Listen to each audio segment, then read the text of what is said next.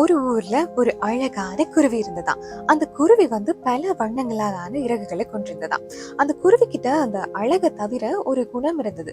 அந்த குணம் வந்து ஒரு சரியில்லாத குணம். என்ன அப்படின்னா, இந்த உலகத்திலேயே தான் மட்டும்தான் அழகு அப்படின்னு எப்பவுமே பெருமையா சொல்லிட்டு இருக்குமா. இதனால அந்த குருவி வந்து தனக்கான நண்பர்களை தேர்ந்தெடுக்கும் போது கூட அழகா இருக்கிற நண்பர்களை மட்டும்தான் தேர்ந்தெடுக்குமா.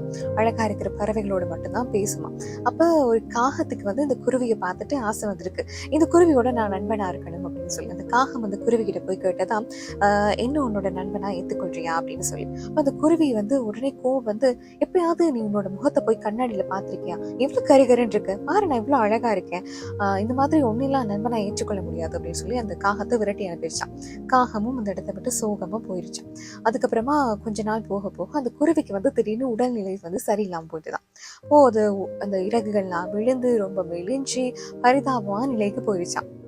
இப்ப இந்த விஷயம் வந்து கேள்விப்பட்ட காகம் என்ன செய்தது அப்படின்னா, உடனே அந்த குருவியை பக்கத்திலேயே இருந்து பார்த்துக்கிட்டு மருந்து கொடுத்து சாப்பாடு கொடுத்து ரொம்ப பத்திரமா பார்த்துக்கிடுச்சான். அதுக்கப்புறம் அந்த குருவி வந்து பழைய நிலைமைக்கு கொஞ்சம் கொஞ்சமா திரும்பினதுக்கு அப்புறமா அந்த குருவி அந்த காகத்தை பார்த்து கேட்டுச்சா, நான் உன்னை நண்பனா கூட ஏத்துக்க மறுத்துட்டேன், ஆனா நீ ஏன் என்னை இவ்வளோ நல்லா பார்த்துக்கிட்ட?